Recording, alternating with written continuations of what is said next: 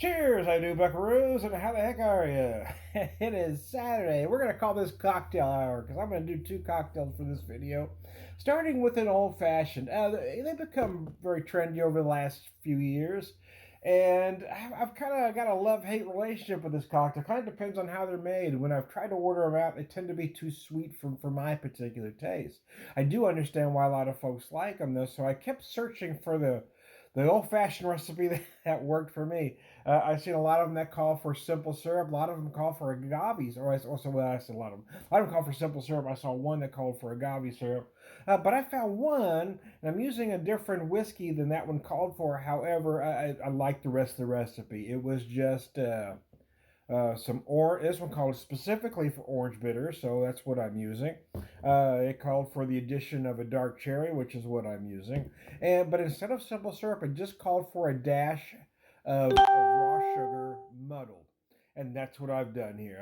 I've got some raw sugar muddled in here. And the whiskey I'm using for this particular one, I picked this up a little over a month ago while we were in. I can buy this whiskey here, but I picked it up because it was only $1. I meant to drink it, drink it that evening, but then I kind of forgot I had the thing. Anyway, 90 proof Devil's River bourbon whiskey. So there you go, Devil's River bourbon whiskey. So that's what I've got in here. I've got exactly that much. Which, quite frankly, is usually a tad weaker than I typically make a cocktail, just so you know. But I like that it didn't call for a lot of sweetness. It didn't call for a lot of garnish either. I've seen some that call for complicated garnishes. Some want you to add a orange rind or a cherry and orange or something. This one just called for the one dark cherry, which is what I've got here. So there you go. And in adding the cherry, I got just a little bit of that cherry syrup that comes along with this in there. So there you go. Anyway, cheers. Let's have a drink, shall we? I was cranking some tunes, and I've actually got some nice smoke going on right now. A while back, we picked up. Well, it was a boneless pork shoulder roast. About so big. Tied up. So I decided we had a nice day here, so I got it outside, smoking while I'm here at the pub. Now it's just a backdrop. I'm actually in my living room, but I like doing the backdrops. Tom, you're in a nice pub. I know. I wish I was there, man. So anyway, I've got that out there smoking nicely. So then I thought I'd come in here for a cocktail. So anyway, cheers.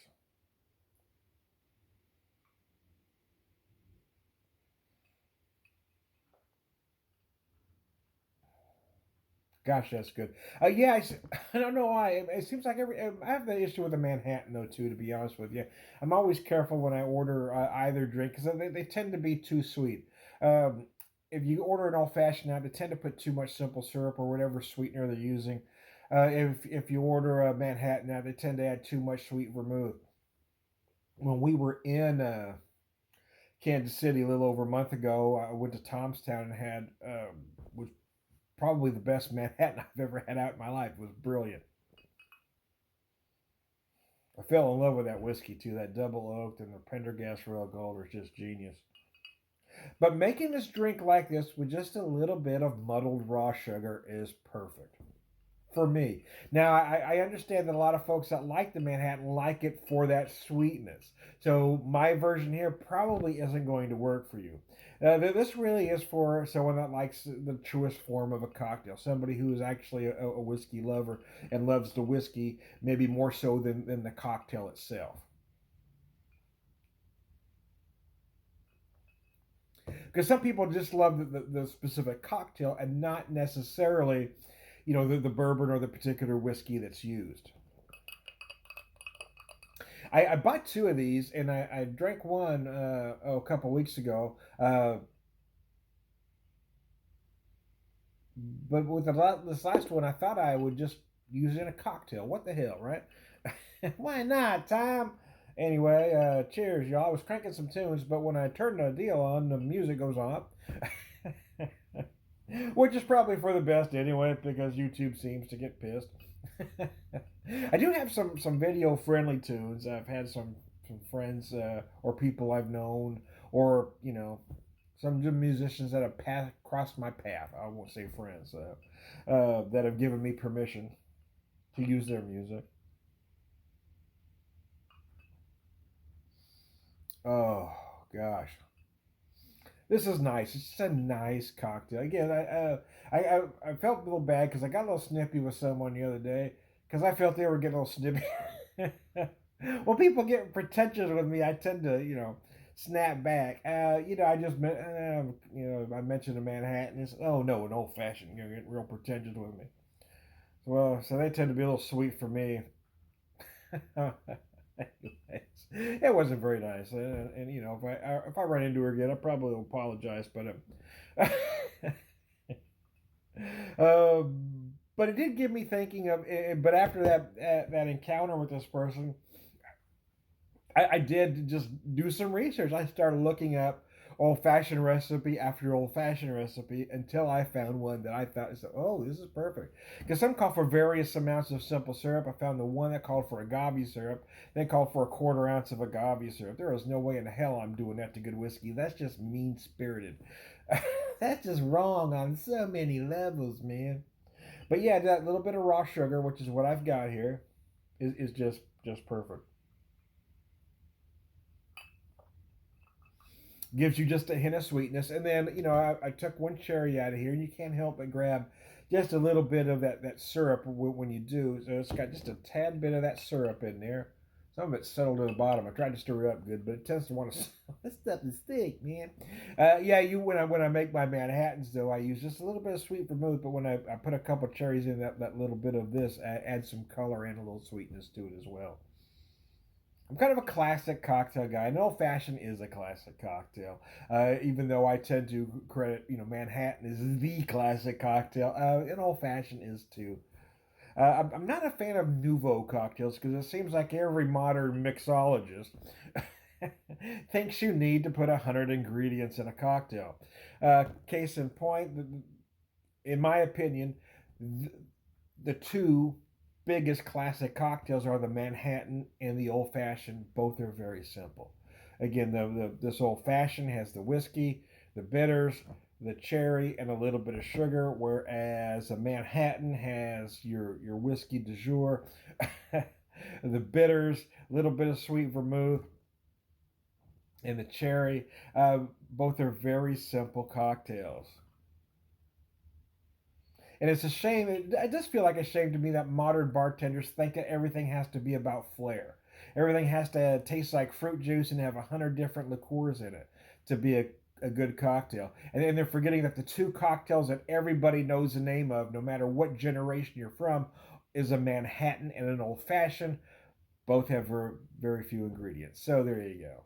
Now I'm going to finish this up and I'm going to make a Manhattan. And we'll do this video over my two favorite classic cocktails, the Manhattan and the Old Fashioned, starting with the Old Fashioned. Although this particular version of an Old Fashioned, the Old Fashioned is quickly becoming a hit for me now. I get frustrated ordering In fact, I rarely do it anymore. The only time I order cocktails out anymore is if I'm on vacation and I feel like I've got a little extra money to spend. Why not? When we were at Tom's Town, I did order that Manhattan. I looked at the menu and it seemed like a lot of nouveau cocktails, and they didn't actually have a classic Manhattan on the menu. They had another version of, but I said I don't see it here, but I assume you can make me a Manhattan. He says, "Oh yeah," and he proceeded to make me the best Manhattan I've ever had in my life. The thing was genius. But I will say a lot of. I mean, the other ingredients matter. The vermouth matters. The bitters matter. The cherry matters. It really irritates me when I see them make a Manhattan on TV and they're using that bright red maraschino cherry, not one of these. No, no, no, no, no, no. No, no, no, no, no. I mean, you can get by at home with that if that's all you got. That's okay. I've done that myself. But if I'm going out and ordering Manhattan, you better put one of these badasses in my cocktail or I'm going to throw a tizzy. Anyway, I digress. Kind of went off the rails here for a second. But anyway, I'm back. Bring it back, Tom.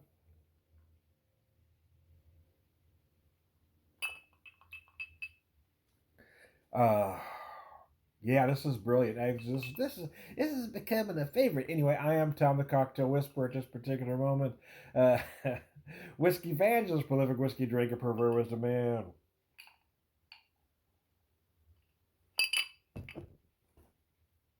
All around good guy. Cheers.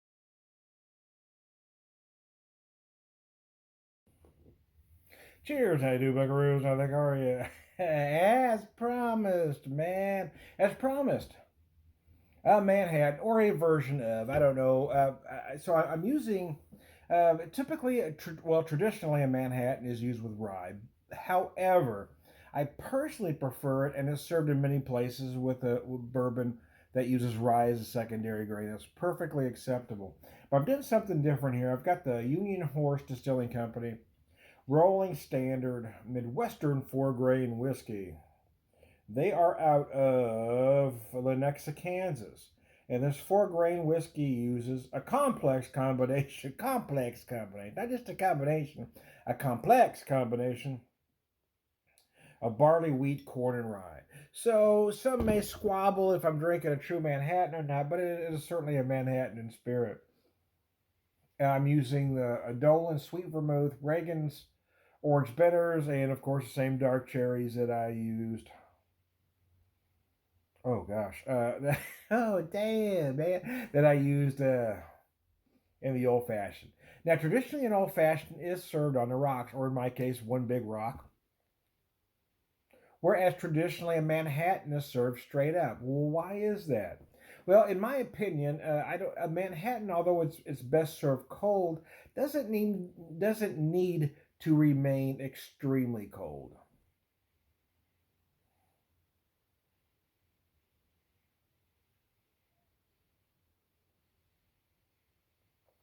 That, and you really don't want ice. You really don't want too much water diluting a fantastic cocktail. Yeah, I've been using. I don't have a traditional Manhattan glass. So I've been using a rocks glass, my Tomstown mostly lately.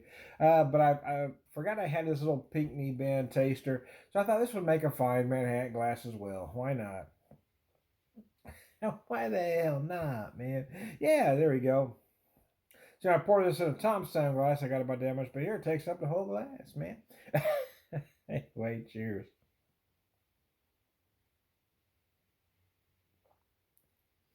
Now, I mentioned earlier that my issue with ordering a Manhattan now is sometimes they use too much sweet vermouth, makes the drink too sweet. But a lot of the case is the whiskey that they use, the rye or the bourbon. In some cases, I've had some places give you an option and charge you accordingly.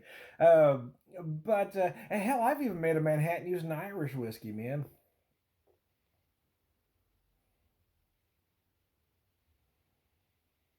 Because Irish whiskey is very smooth, sometimes a little sweet, referred to as a smooth, sweeter one as compared to Scotch.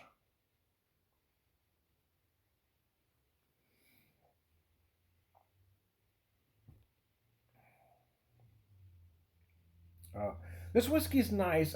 Again, I kind of lost where I was going there, but I do that, man. A lot of places will use more sweet vermouth than I like. I used just about, or maybe just a hair under, about a quarter ounce. But again, the point I was trying to make earlier, a lot of that sweetness depends on the whiskey that you use too. When I had it at Tomstown, they used their Pendergast Gold, and I noticed that it finished very oaky dry. And I did ask, and it was a bourbon, man. It was that whiskey that they used. When I made it back here, I use that Pendergast Royal Gold, which runs about 50 a bottle. But I also use their double oak, which runs about 40 a bottle, which makes a beautiful Manhattan as well. I'm, I don't remember exactly how much this cost, to be honest with you. I believe it was about the same price as the double oak. If I remember correctly, it was about 40 a bottle.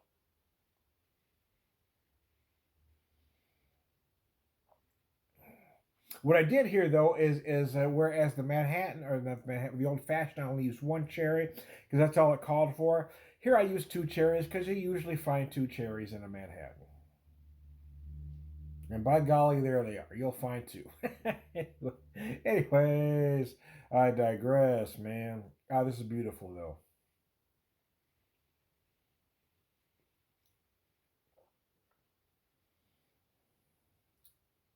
Mm.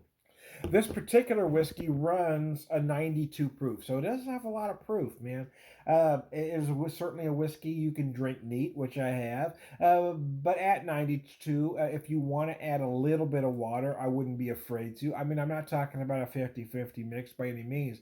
I'm talking about, if you've got a 2 ounce pour, add maybe, if you're using bottled water, just about a capful, just enough to bring out some aromas. I wouldn't use a lot of water if it was me. However, I've also drank this on the rocks. And again, because the 90 proof or 92 proof, it is a fine whiskey on the rocks as well.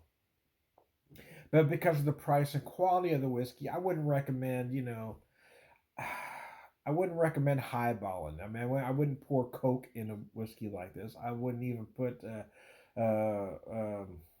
seltzer or club soda in, to be honest with you. I think that's a mean thing to do to whiskey of that caliber. But again, hey, if you bought the whiskey, do anything you want with it.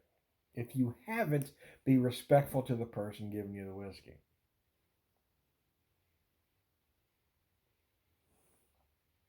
However, this is a mistake I've made too.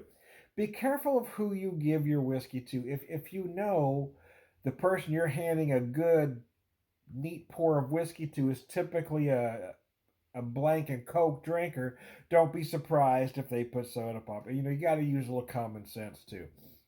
I don't mind sharing my products with anybody. Anytime I've got stuff to share, I'll be happy to share it. But yeah, you got to use some common sense. Yeah, I mean, being a craft beer guy, yeah, I don't hand out my best craft beer to someone I know is a macro light drinker and surprised that they're going to waste the whole bottle or can or whatever pour I gave them. This particular whiskey, even though again we're talking barley, rye, uh, corn, and wheat, I don't know what the percentage of each of those of each of them, each of the whiskeys. And maybe you've had enough to drink now. I don't know what the percentage of each is, but you do feel that rye in here, especially in this particular cocktail. But I've also used about a half dozen dashes of the orange bitters. And some will call for traditional bitters. I personally like the orange. When I make a Manhattan at home, I use the orange bitters. That old fashioned recipe that I pulled up, it specifically called for orange bitters. But if you want to use a traditional Angostura, there's certainly nothing wrong with it. I tell you, the one thing I did different this time though is when I've wanted to make a Manhattan at home, sometimes I've saved up money and bought a fine quality whiskey, but then I've cheaped out on the vermouth because I'm not a vermouth drinker. What I did this time, because it was vacation money, is I did buy a better bottle of vermouth. It wasn't necessarily the top of the line or the most expensive vermouth, but it wasn't the bottom either. It was somewhere in the middle. I felt it was a good quality vermouth to work with the ingredients that I have.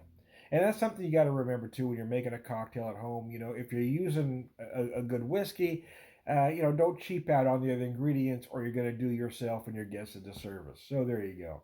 Which is why I bought bought the good cherries. I had the bitters at home already. Excuse me, got a burp stuck here. Oh, mercy, Percy. Anyways, I digress. So I'm gonna take a break after this cocktail. Go out and check my meat, man. got a pork shoulder smoking out there, so I probably looks like it's about time to add some wood. Add some wood, baby. Anyway, I am Tom, the Whiskey Whisper, Whiskey Evangelist, prolific whiskey drinker, pervert wisdom man.